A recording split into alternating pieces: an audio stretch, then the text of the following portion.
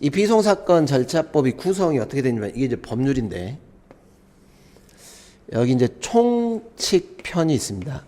민법처럼 총칙편이 있고 그리고 이제 뭐 민사비송, 상사비송 뭐 이렇게 돼 있습니다. 자, 일단 이 비송사건은 지금 보니까 민사비송, 상사비송이잖아요. 그리고 이제 과태료가 있습니다. 과태료. 근데 이 과태료가 여러분들 질서위반 행위죄법 기억나세요? 질서위반 행위죄법. 거기하고 내용이 좀 비슷하긴 한데 여러분들 1차 때 질서위반 행위죄법 하실 때 그 법 적용 제외되는 거 기억나세요? 혹시? 사법상, 소송법상 과태료 부과하는 건 제외된다. 이렇게 돼 있잖아요. 그 사법상의 과태료가 여기 비송사건 절차법의 과태료예요. 여기로 가는 거예요. 여기로 가는 거고 행정법규 위반해가지고 과태료 부과한다. 그렇게 될 때는 질서위반 해제법으로 가는 거예요. 우리가 이제 이쪽은 질서위반 해제법이 적용되는 것이 아닙니다. 그런데 비슷하긴 해요. 자, 무슨 말이냐면 중심이 지금 민사비송, 상사비송인데 그러니까 이 비송사건이라는 것이 주 사건이 뭐라는 겁니까? 국가 공권력에 관한 거라는 겁니까? 사인 간의 사건이라는 겁니까? 자, 이게 중요해요. 이 비송사건은 법원이 해결을 해주는데 사건을 법원이 해결해 주는데 이 사건이에요. 이 사건. 사건관계. 사건관계에 대해서 비송이란 말이 뭐냐면 정식 소송이 아니다. 그런 뜻입니다. 정식 소송. 원래 여러분들 이 민사비송도 그렇고 상사비송도 그렇고 기본적으로 민사는 민법이 적용되죠. 상사는 상법이 적용되겠죠. 여기서 발생되는 분쟁은 민사소송으로 해결하는 겁니다. 그런데 이 비송은 민사소송으로 해결하는 게 아니라 법원이 알아서 결정해가지고 풀어줘 버리는 거예요. 당신들끼리 뭔가 지금 분쟁이 있다는데 그거 우리가 감독 차원에서 해결해 줄게. 이런 뜻이에요. 정식 소송이 아니란 뜻입니다. 비송사건은 정식 소송이 아니고 법원이 그냥 요 사건관계에 개입을 해서 후견적 차원에서 또는 감독적 차원에서 분쟁을 해결하는 것. 이게 개념입니다. 비송의 개념. 여기와 관련된 절차법이 비송사건 절차법입니다. 그러니까 여기서 이제 포인트는 뭐냐면 사건관계에 관한 사건인데 정식 민사소송이 아니라는 거예요. 이해되시죠? 자, 매매계약을 했다, 임대차 계약했다, 도급계약 맺었다. 이제 여러분들이 민법 지금 계약 사례 하시는 게 다 계약관계 문제 아닙니까? 근데 계약을 맺었는데 뭐 계약상에 뭐 합의가 제대로 안 된 경우도 있고 보니까 합의가 안 된 것 같은데 또 객관적으로 보니까 합의가 돼버린 경우도 있고 민사계약 그런 거 아니에요? 그리고 계약을 체결했는데 상대방이 갑자기 이행을 안 하네? 또는 제대로 이행을 못 했네? 뭐 그럴 때 문제되는 거 아니에요, 계약이. 그럼 그 소송은 어디로 가요? 민사소송. 이해되시죠? 그 비송사건으로 안 와요. 서로 대등하게 계약을 맺었는데 분쟁이 생겼다? 민사소송. 전형적으로 비송이 아니라. 그러면 이 비송은 뭐냐면 사인 간의 분쟁 중에 정식 민사소송이 아닌 사건들이에요. 그래서 비송사건에 의의를 쓸 때는 이거 그대로 개념 잡고 쓰시는 거예요. 비송사건이란 사인 간의 사건상의 법률관계에 대해서 법원이 정식 소송 아니죠. 후견적 감독적 차원에서 개입해서 해결하는 사건을 비송사건이라 한다. 시험장 갔는데 비송사건 문제 나오면 일단 한 줄 쓰세요. 1점 받으세요. 이런 겁니다. 물어보는 게 다른 거 아니라도. 자, 이런 건데 제가 지금 총칙편이 있고 이제 민사비송 있고 상사비송 사건 있고 과태료 사건 있고 이제 쭉 나옵니다. 조문이 굉장히 많아요. 그런데 이쪽은 거의 시험에 출제될 확률이 내기가 거의 어려워요. 거의. 다행 아닙니까? 그러니까 이제 기본서에는 이 중에 사건들 다 제가 써드렸는데 요약집에서는 다 빼버린 이유가 나올 확률이 거의 없어요. 그러니까 우리는 뭘 보냐면 여기를 보는 거예요. 총칙편. 그럼 이 총칙편은 뭐하고 구별하시냐면 민사소송하고 구별하시는 거예요. 이 요약집에 있는 규정들은 내용들은 다 총칙편 내용들입니다. 여기도 들어가 있고 뭐 이런 식입니다. 그러면 결국 지금 사건관계 분쟁이라는데 이 비송사건이 뭐냐면 지금 민법이나 뭐 이런 데서 나온다 그랬죠. 여러분들 혹시 그 민법 총칙하실 때 이거 기억나십니까? 법인과 관련 법인 쪽에 보면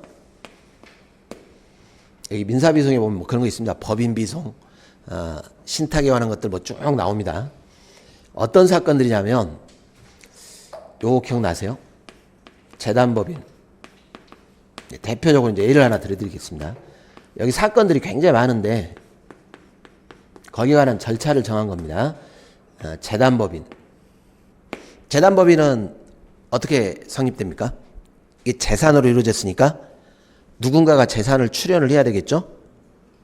그리고 이제 법인 설립 등기나 이렇게 이제 가죠. 그런데 이런 경우가 있어요. 재산을 출연을 해놓고 이 사람이 뭐 정해놓은 게 없어요. 뭐 명칭이라든가 주된 사무소라든가 이런 거 정하지도 않고 재산은 출연했는데 사망해버렸어요. 그러니까 떨령 이것만 딱 남아있는 거죠. 법인 설립을 위한 재산은 출연됐는데 중간에 사망해버렸다. 그렇잖아요? 그러면 법원이 후견적 차원에서 개입을 해서 이걸 결정을 해줘요. 이해가시죠? 이와 관련된 이제 이해관계인들이 있겠죠? 신청을 합니다. 법원한테. 아니면 재산은 출연됐는데 법인이 구성돼야 되는데 구성이 안 됐네? 제대로 이게 정해진 게 없네? 예, 그러면 이제 이런 문제가 생기겠죠. 이 재산 없던 걸로 하고 나눠 가지세요. 이것도 문제 있는 거 아닙니까? 분명히 이 사람은 재단법인을 만들려고 출연했는데 그래서 검사가 개입을 해요. 검사가 법원한테 청구해요. 야, 이거 법원이 결정해달라. 그래서 법원이 결정하는 거예요. 명칭은 뭘로 지어라? 사무소는 어디다 둬라? 막 이렇게. 무슨 말인지 아시죠? 그러니까 가만히 보니까 이게 아니죠. 대등한 계약 당사자 간에 계약 가지고 싸우는 게 아니라 법원이 일방적으로 결정을 해주는 거예요. 이 명칭으로 갑시다. 그리고 사무소는 여기다 두고 그 밖의 것 우리가 정해줄게. 해가지고 법인을 완성시켜 주는 거예요. 그리고 이제 행정청이 여기서 결정 나면 재단법인에 대해서 뭐 인가한다거나 뭐 이렇게 가겠죠. 이런 구조입니다. 이 사건을 비송사건이라 그래요. 그러면 이렇게 이제 법원이 결정을 해주는데 이게 나와야 될 거 아닙니까? 어느 법원이 결정해줘야 돼? 이게 나와야 되겠죠. 뭐 사망 당시에 주소지 법원 뭐 이런 식으로 관할 정해줘요. 그리고 조문이 없어요. 여기 가보시면 민법 44조의 재단법인에 관한 이게 명칭 결정 해놓고 딱 하나 있어요. 이거 법원이 결정하는 사건이다. 그래놓고 사망자 주소지 법원이 관할한다. 없어요. 그거 없으면 나머지는 일이 가는 거예요. 신청은 어떻게 하냐? 그 다음에 심리는 어떻게 하냐? 재판은 어떻게 하냐? 다 여기 있어요. 여기에 이제 개별 조항들 아닙니까? 이 민사비송, 상사비송 이게 다 개별 사건들인데 이 개별 사건들 보시면 조문이 길어봐야 사망사항 나머지 없어요. 그러니까 나오기가 힘들어요. 나머지는 총칙편을 쓰는데 이렇게 나올 수는 있어요. 이 사건 하나 딱 시험에 내놓고 여기에 대한 심리를 법원의 심리나 재판을 쓰시오 이렇게 나오면 여기 조문에 아무것도 없다 그랬습니다. 그 부분이. 그럼 뭘 쓰라는 소리냐면 여기에 있는 재판의 심리 그리고 재판 이걸 쓰라는 거예요. 어떤 말인지 아시죠? 그러니까 이게 나오기가 힘드니까 여기는 안 보셔도 된다는 거예요. 그러면 여기는 이제 딱 나온 게 여기 총칙편에도 재판하는 법원에 관할이 있을 거 아닙니까? 관할 법원. 여기는 특별히 정해놨어요. 사망자, 주소지, 지방법원. 이렇게 해놨으니까 그것 빼고는 나머지는 다 총칙이에요. 그래서 내기가 힘들다는 거예요. 나머지가 총칙인데 나머지 총칙을 다 쓰란 소리냐? 그럴 리는 없죠.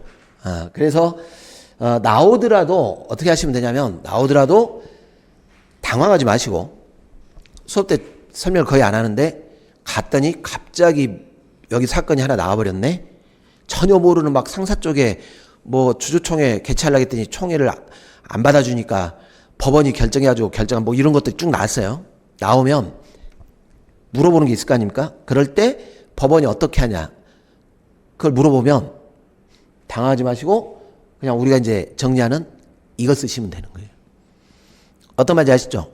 단독으로 출제되는 그렇고 나오더라도 결국 이거 쓰라는 겁니다. 총칙편. 자, 이게 비송사건의 의미입니다. 비송사건에. 그러면 이 비송사건은 결국 특징이 하나 있을 텐데 이 특징이 뭐냐면 자, 사건이 시작이 됩니다.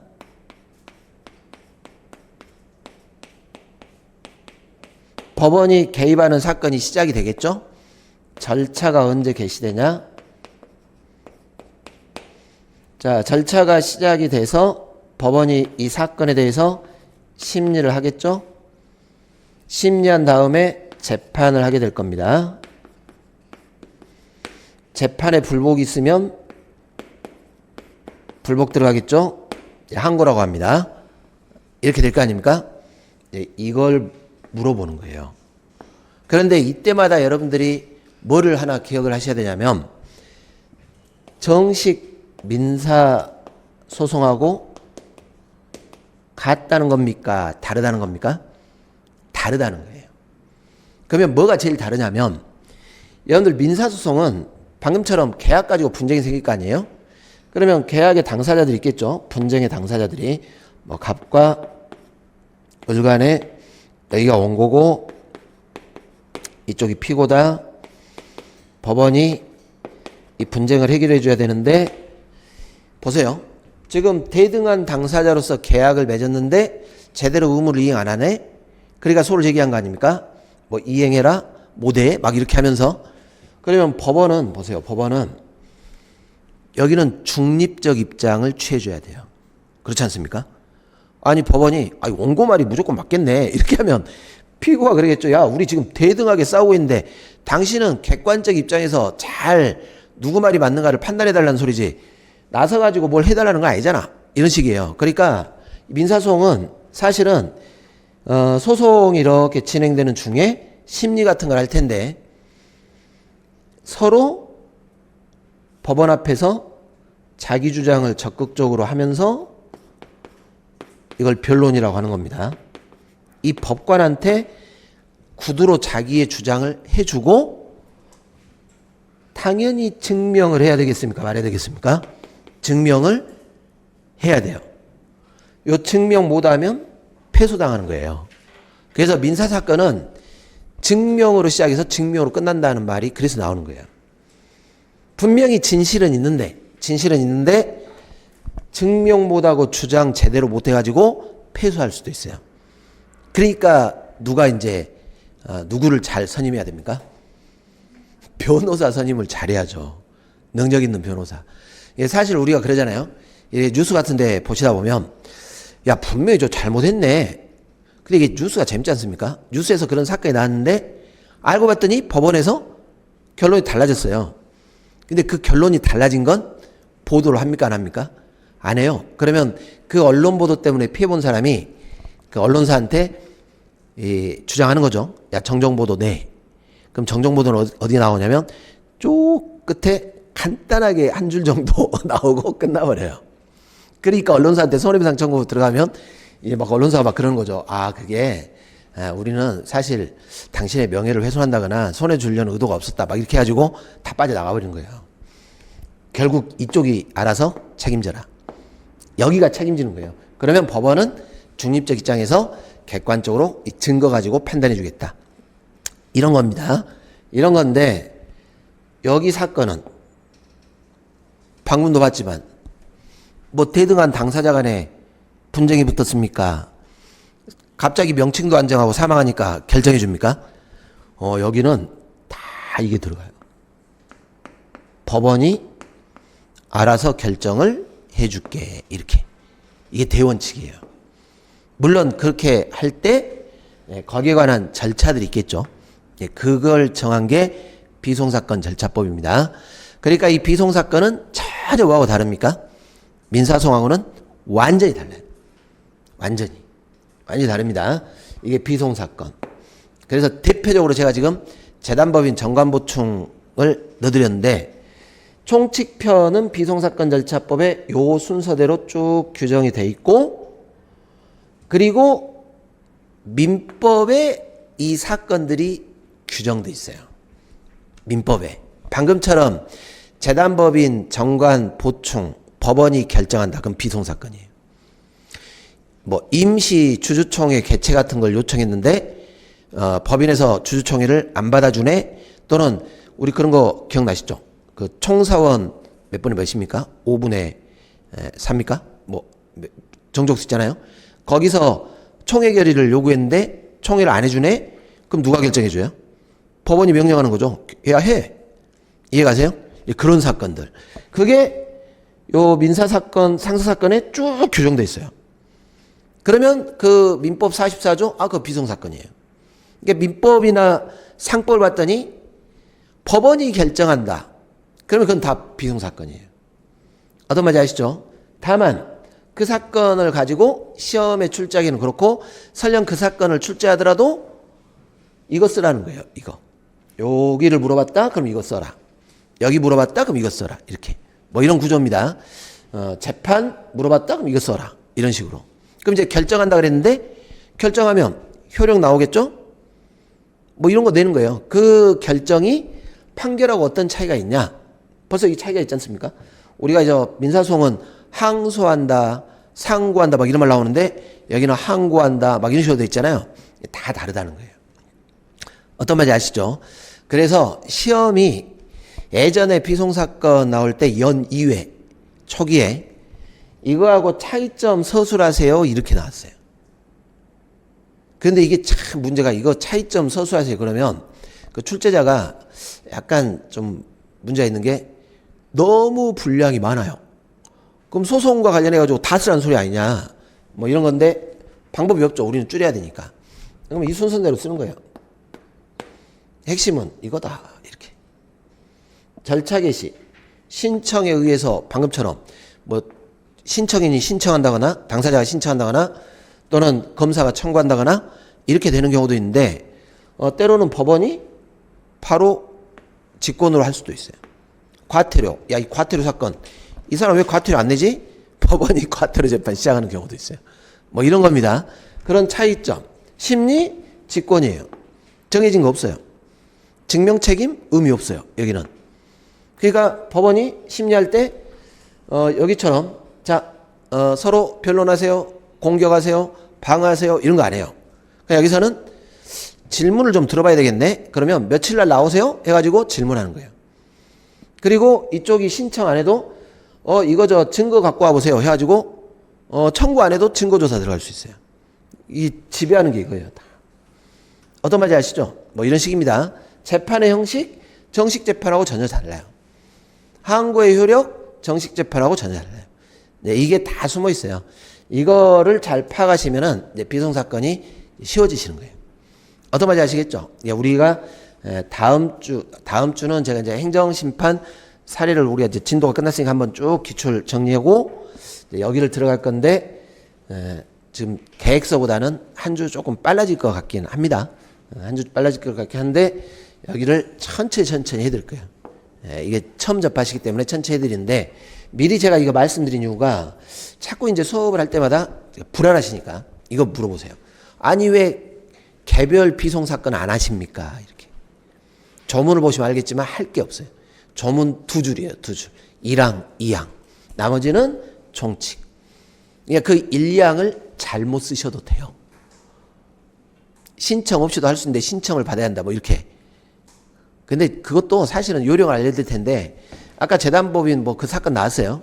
그걸 한번 써보세요. 거기서 주제를 정해줄 겁니다.